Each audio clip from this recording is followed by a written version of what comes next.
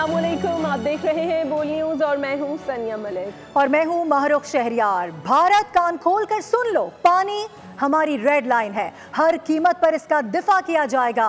पानी बंद करने का सोचा तो फिर खून और पानी वाकई में इकट्ठा नहीं बहेंगे। वज़ीर आज़म शहबाज शरीफ ने भारत को दो टोक पैगाम दे दिया। पस्तून छावनी के दौरे के मौके पर अफसरान और जवानों से खिताब। मोदी को पेशकश की कि आए कश्मीर के मसले पर मुज़ाकरात करें और खित्ते को अमन का गहवारा बनाएं। वाज़े किया कि पाकिस्तान अमन का दाई है, लेकिन उससे हमारी कमजोरी न समझा जाए। हम जंग और मुज़ाकरात दोनों के लिए तैयार हैं।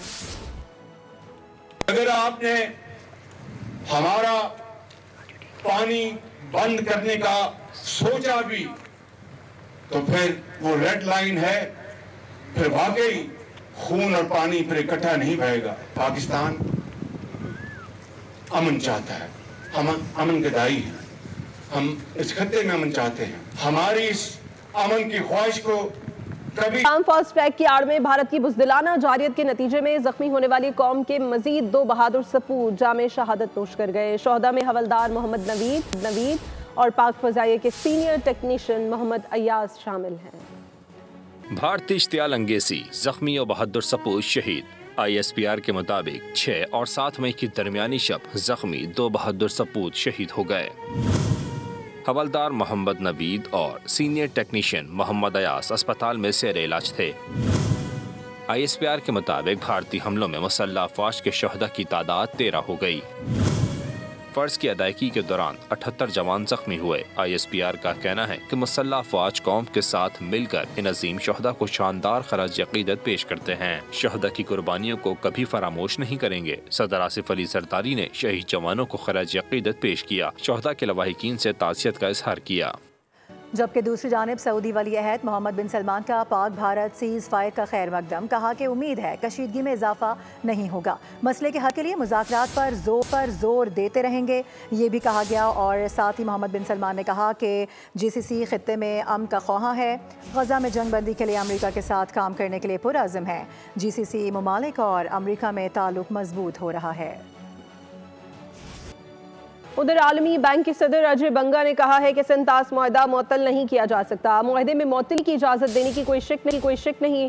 मुआहदे को ख़त्म करने या तब्दीली के लिए पाकिस्तान और भारत दोनों का मुत्तफ़िक होना ज़रूरी है। अजय बंगा ने वाज़ेह किया कि सिंतास मुआहदे में आलमी बैंक का किरदार एक सहूलतकार का है। मीडिया में इस बारे में बहुत कयास आराइयाँ जारी हैं कि आलमी बैंक कैसे इस मामले में मुदाखलत करेगा और इस मसले को कैसे हल करेगा, लेकिन ये सब बातें बेमायने हैं।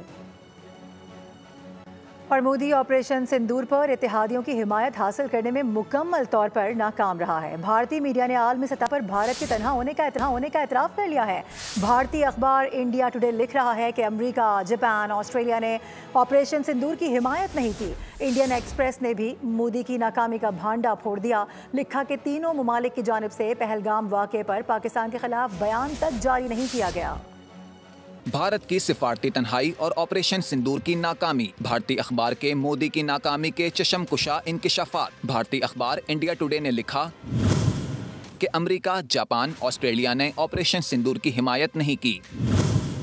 ऑपरेशन सिंदूर के दौरान क्वाड इत्तेहादी गायब हो गए। सदर ट्रंप ने भारत को ऑपरेशन सिंदूर का क्रेडिट।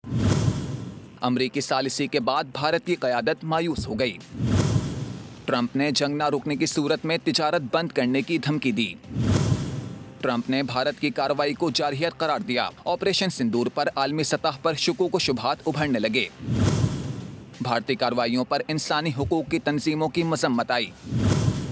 पाकिस्तान ने अपनी एटमी सलाहियत मौसर अंदाज में मनवा ली।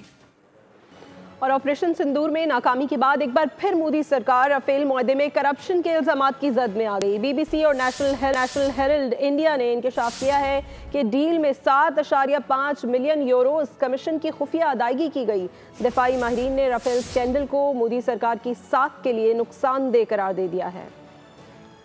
भारत में एक तरफ तो राफेल फेल हुए, दूसरी जानिब एजेंसी रॉ भी फेल हुई। ये दो मसाइल मोदी के सर पर कम थे कि अब नया महाज खुल गया। राफेल डील में मोदी सरकार की करप्शन बेनकाब हो गई। BBC की रिपोर्ट के मुताबिक मोदी को राफेल डील में 7.5 मिलियन यूरोस के कमीशन की अदायगी हुई। नेशनल हेराल्ड इंडिया और दीवार ने कहा कि ये अदायगी भारतीय बिजनेसमैन सोशन गुप्ता को राफेल डील के तहत खुफिया कमीशन के तहत हुई। इससे कबल कांग्रेस रहनुमा राहुल गांधी भी मोदी को बेनकाब कर चुके हैं। अनिल अंबानी की कंपनी 45,000 करोड़ रुपए के कर्ज में डूबी तो मोदी ने दोस्त की मदद के लिए राफेल का सहारा लिया। दिफाई माहिरीन कहते हैं कि फ्रांसीसी कंपनी के कहने पर फ्रांस में तहकीकात हुई, मगर भारत में खामोशी है।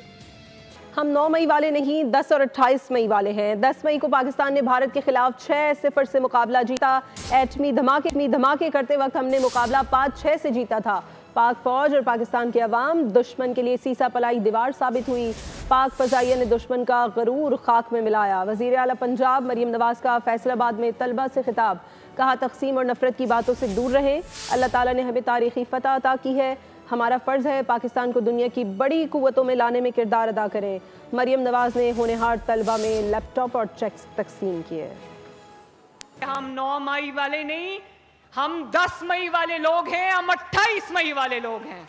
28 मई 1998 को हमने वो मुकाबला 5-6 से जीता था और 10 मई 2025 को हमने वो मुकाबला 0-6 से जीता है।